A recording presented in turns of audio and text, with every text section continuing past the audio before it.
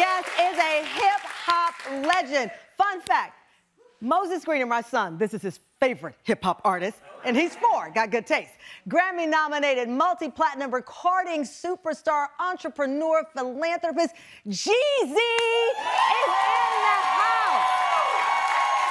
Here's the deal.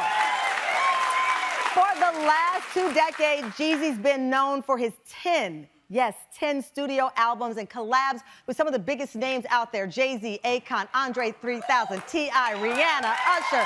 That's just to name a few.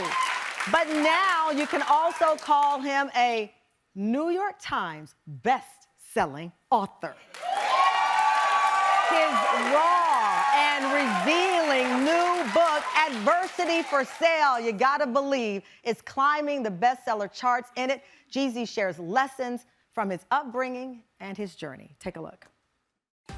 Before being known as Jeezy, Jenkins was a self-proclaimed troublemaker in southern Georgia. In his new book, Adversity for Sale, Jeezy takes us back to those early days. The first thing I stole was the Ghetto Boys, Grip It, on that other level. This was back when you could still get all new music on cassettes. Jeezy reminds the world he didn't just rap about the street life, he lived it and survived it. Poplar Street became my third home. There was my mom's trailer, my grandmother's house, and the trap. His experiences are raw and real, and it helped birth an entirely new sound called trap music, and that launched him into the hip-hop stratosphere. But beyond the music is a story of resilience, determination, and unyielding faith. And within these pages, Jeezy shares the wisdom and lessons that helped him transform adversity into triumph. I don't care where you come from, what you've been through, or what you've done. If you can change your mindset, you can change your life. Fam, please welcome to our Let's Get Lit Club, Jeezy Jenkins, author of Adversity for Sale. You gotta believe. Come on out.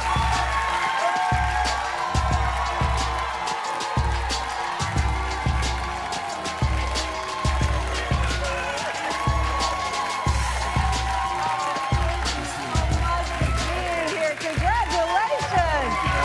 Oh my gosh.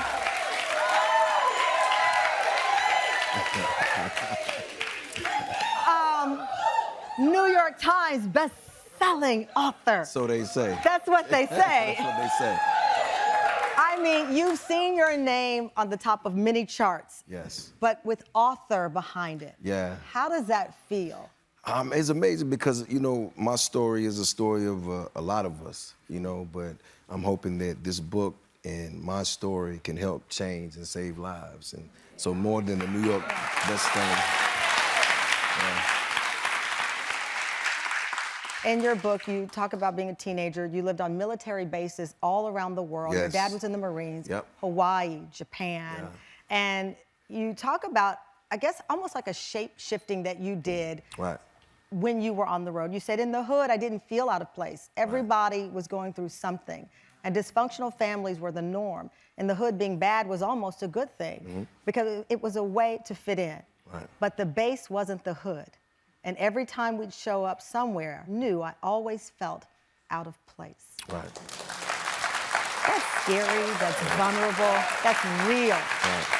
Because here your family, your dad in the military believed they're giving you a better life or setting the family up for the better life. Absolutely. But you were feeling lost and alone. Well, because my support system was where my grandmother and my uncles and my, family was, and being uprooted and taking over the world. You know, I got a country slang. I'm from Georgia. Yeah. You know what I'm saying? I'm like a fish out of water. But what I did realize when I got there that I had a skill of leadership because all the kids wanted to follow me. And that's because I had something about me that was real. What do you think that thing was? Because I was real. I stood for something. Yeah. You know, But you're a kid. What could you possibly stand for at that I time? wasn't taking no junk, I tell you that. You know, my mama taught me how to fight at a young age, you know. But you know what it really was I had charisma, you know, I had savoir-faire, and I just understood. Look, okay, listen, Tam fam over here. Look, You put him on the bestseller list already. They're like, you still got it. You still got it. They're going to put you on People's Most Handsome in a minute. Right. I love it. I love it. But, you know, to your point about the confidence, but also it came with complications. Of because course. you pivoted into what you said was bad behavior. You were a leader, but you were also leading yourself in directions that your grandmother, Miss Maddie Pickett, did not approve of. Right. And that's what changed my mindset. Yes. And you know what's crazy? She never saw none of my success. Oh, she said, boy, you going to jail. That's all she used to tell me. Because she never understood that I was ambitious. She just thought I was being bad. But I was trying to get my mother and my sister back out of the hood, because when my parents got divorced, we had a single wide trailer no bigger than this stage, right? And there's like 3 of us in the house. And I was really trying to go out there and be the man of the house at 13 years old. You touched on the insecurity of a child, but also as a man recognizing that you'd suffered from anxiety at different points in your life. And you said nobody was talking about anxiety disorders, especially not in the hood. Right. Our season 5, though, we've dedicated it to being free and feeling free. Right. Writing those words about the anxiety and freeing yourself from the stigma, how did that make you a better person? Well, I learned that vulnerability is power. It's power. And I learned that I thought something was wrong with me, right? Because you thinking I come from poverty, this is how it is. I didn't understand like trauma and all these different things. So as I started to get the wordage for it and started to understand and grab tools, I started to become better.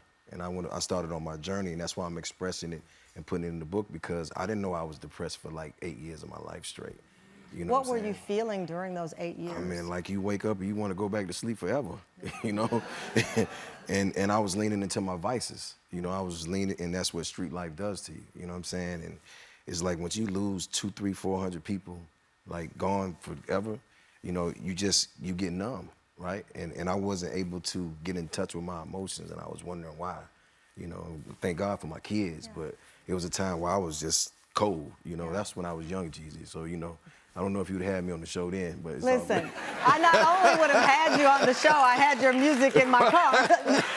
So, because I mean, like you, I grew up in Luling, Texas. I had a single mom who was 19 years old. She came home with just me. Right. And that set off our journey. So a lot of what you talk about, even the house, my grandfather had a shotgun shack. Yeah, I know As about they say, those. you can look, Straight we back, are Southern kids you go in, you go who straight know to the that back. culture. And that's why your book spoke to me, and it speaks to our audience no matter where you're from, because we see the adversity. And that brings me to the title, Adversity for Sale. Right. You gotta believe. Yes. And for your recipe for success, you used to cook up something else. Yeah. In the trap house. But now, told you I listen. But now. Let's get lit for real.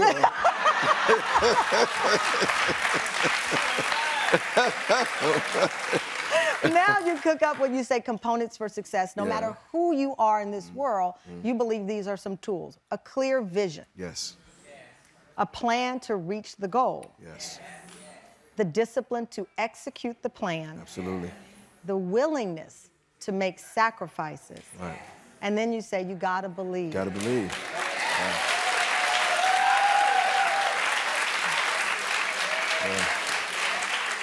When I was reading that and reading parts of your journey, my heart started to race. Wow. Because we're all looking for the path forward. We're looking for the best life that we can have for ourselves, for the people we love. And along the way, as you talk about in the book, it puts you in rooms that you didn't need to be in, rooms that your grandmother thought would lead you to a different room in prison. Correct. But you managed to flip it. Right.